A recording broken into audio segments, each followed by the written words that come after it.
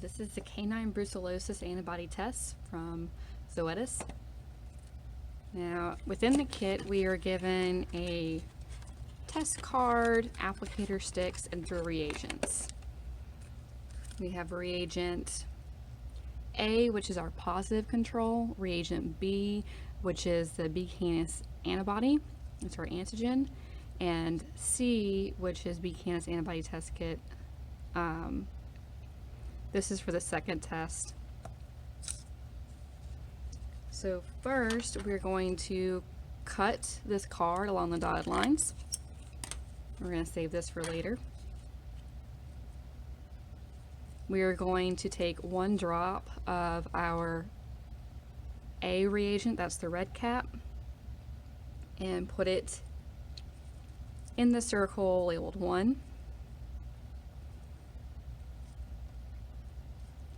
And we are going to take a drop of our sample and put it into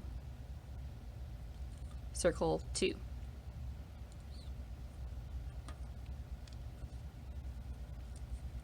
I'm going to take the B reagent and make sure to shake it up vigorously. This is it's like a very thick pink color, and sometimes it tends to clump up a little bit, so we need to shake it up and make sure it's completely mixed. And this is the dropper, so you can actually see in there where it's kind of clumping a bit.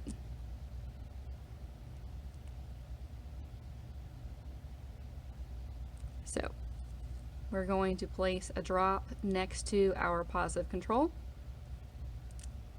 and a drop next to our patient sample. You want to make sure that you don't touch the dropper to the positive control, because when you go to your second circle,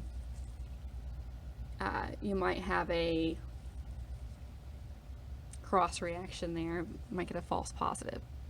So we are going to mix the 2 reagents together, and then we're going to spread it out to fill the circle, have a thin layer.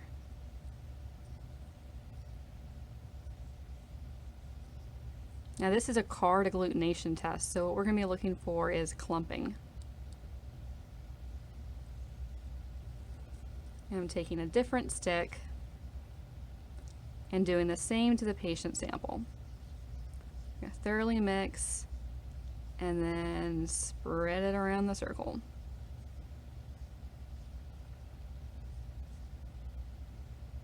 So once you do that, we're going to take the card and gently rock it for about 15 seconds.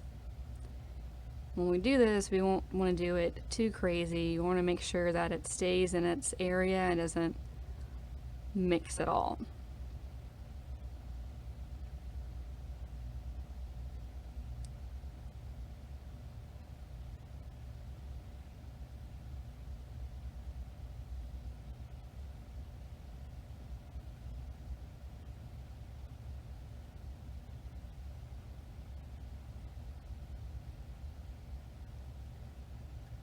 So after you've gently rocked it, you're going to sit it down, and after about 2 minutes, we're going to read it and see if it agglutinated.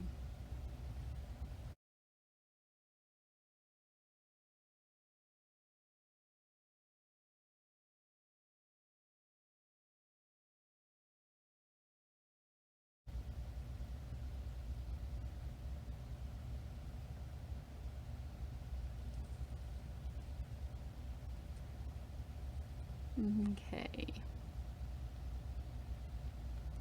So it looks like we've gotten some agglutination here. The positive control agglutinated, it's just kind of hard to see. I'll post photos of this. You can definitely see it in the sample.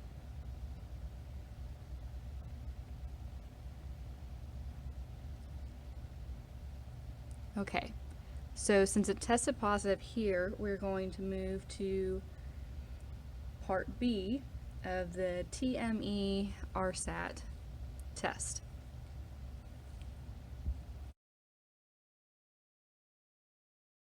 So using the second half of the card that we cut earlier, we are going to do part B. I am taking a couple drops of my patient sample and putting it in a separate tube. Then we take reagent C out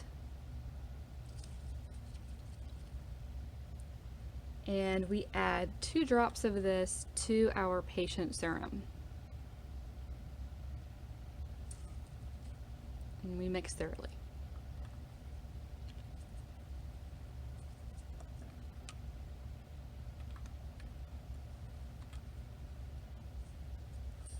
Now I'm going to place 1 drop of this new sample to the circle.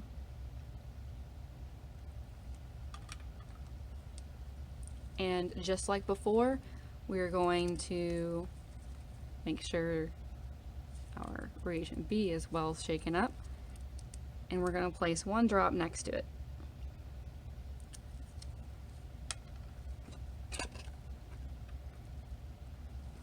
And then we're going to mix. And spread it across the circle, making sure that we've got a thin layer so we can really see the agglutination, if it's there.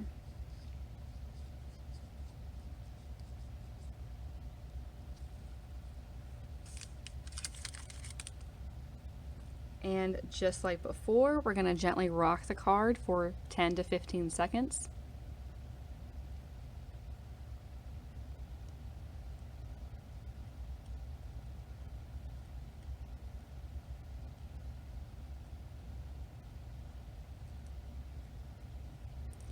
And we're going to place it flat.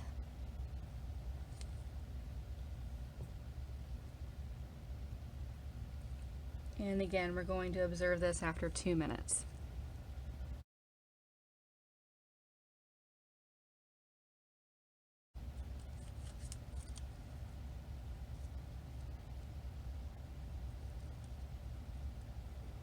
So it looks like we're starting to see some agglutination at the bottom.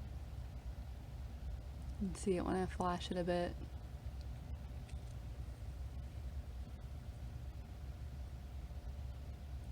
So if it passes this test and it's positive on the first one, it doesn't necessarily mean it's an active infection going on, which is why we had to go to the second step.